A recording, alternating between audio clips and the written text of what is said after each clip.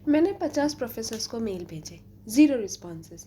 फिर मैंने अपने ईमेल फॉर्मेट में एक छोटी सी चेंज की और सडनली प्रोफेसर्स रिप्लाई करने लगे। इवन जब उनके पास स्टूडेंट्स के लिए जगह नहीं थी, तब भी उन्होंने टाइम निकाल कर रिप्लाई किया। आज मैं आपको एग्जैक्टली बताऊंगी कि मैंने क्या चेंज किया। Hello everyone, welcome back to Let's Crack PhD.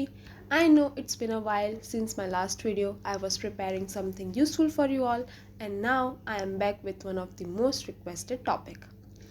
तो अगर आप PhD फॉल 2026 के लिए अप्लाई कर रहे हो तो आपको कोल्ड ईमेल मास्टर करना ज़रूरी है, क्योंकि सच ये है प्रोफेसर्स को हंड्रेड्स ऑफ जेनेरिक ईमेल्स मिलते हैं और उनमें से तो मोस्ट डायरेक्टली ट्रैश में चले जाते हैं। लेकिन आज मैं आपको वो एग्जैक्ट फार्मूला दिखाऊंगी जिसने मुझे रियल रिस्पॉन्सेस दिलाए।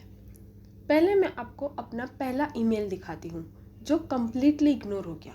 Subject line, exploring PhD opportunity under your guidance. देखा, बिल्कुल वेग है, हर एप्लीकेंट यही लिखता है। फिर ईमेल बॉडी, सीधा अपना एजुकेशन बैकग्राउंड से स्टार्ट किया। ब्रीफली मेंशन किया I am interested in this topic, बोला it aligns with your work without any specific.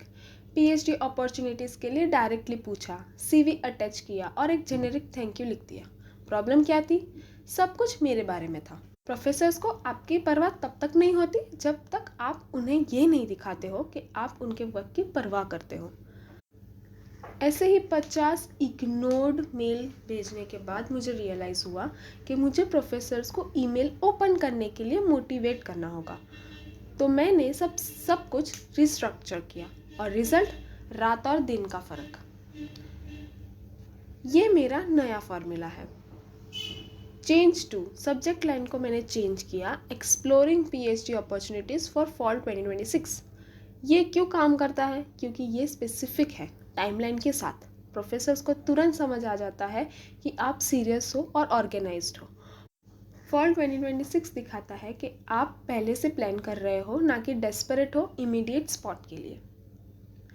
Introduction, नए ईमेल में तुरंत मैं बताती हूँ कि मैं स्पेसिफिकली इसी प्रोफेसर्स को क्यों मेल कर रही हूँ। फॉर एग्जांपल, मैं आपसे इसलिए कांटेक्ट कर रही हूँ क्योंकि आपका रिसेंट वर्क, उनके जो स्पेसिफिक टॉपिक होते हैं वो मेरे रिसर्च इंटरेस्ट के साथ कैसे परफेक्टली अलाइन करते हैं।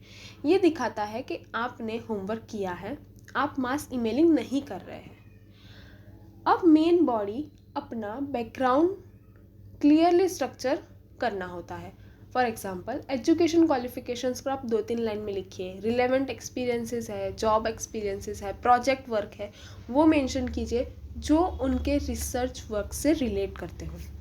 की डिफरेंसेस, मैं सब कुछ उनके वर्क से कनेक्ट करती हूँ, सिर्फ अपनी अचीवमेंट लिस्ट नहीं करती। रिसर्च अलाइनमेंट, ये है द गेम चेंजर। यहाँ मैं सबसे ज़्यादा फोकस करती हूँ उनका स्पेसिफिक पेपर या प्रोजेक्ट। उन्हें मेंशन करो, एक्सप्लेन करो कि आपको उसमें क्या फैसिनेटिंग लगा। दिखाओ कि आपका रिसर्च इंटरेस्ट नेचुरली उनके वर्क को एक्सटेंड करता है। प्रूव करो कि आप उनकी रिसर्च डायरेक्शन समझते हो। फॉर एग्जांपल, ऐसा लिखो कि आपका 2024 पेपर ऑन उनके स्पेसिफिक टॉपिक के बारे में मुझे पर्टिकुलरली पसंद आया। क्यों पसंद आया वो मेंशन करो और ये बताओ कि आप उसी फील्ड के रिलेटेड आगे क्या वर्क करना चाहते हो।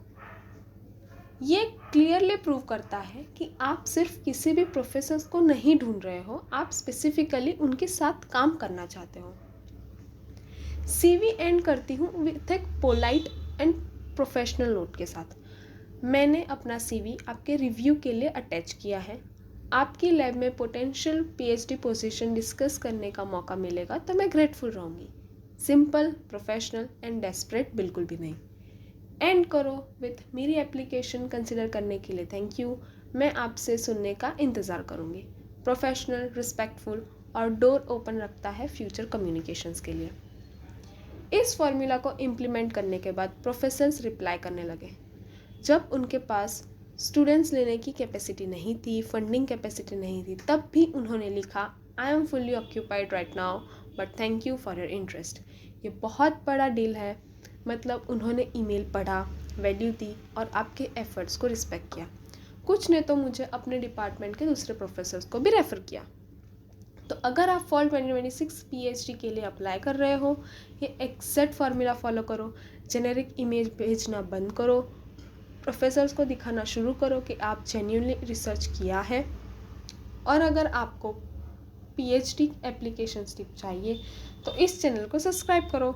मैं अपने जर्नी में जो कुछ भी सीख रही हूँ वो सब यहाँ शेयर करती हूँ। कमेंट्स में बताओ अगर आप चाहते हो कि मैं आपका ईमेल फॉर्मेट को रिव्यू करूँ। और हाँ, लेट्स क्रैक दिस टुगेदर।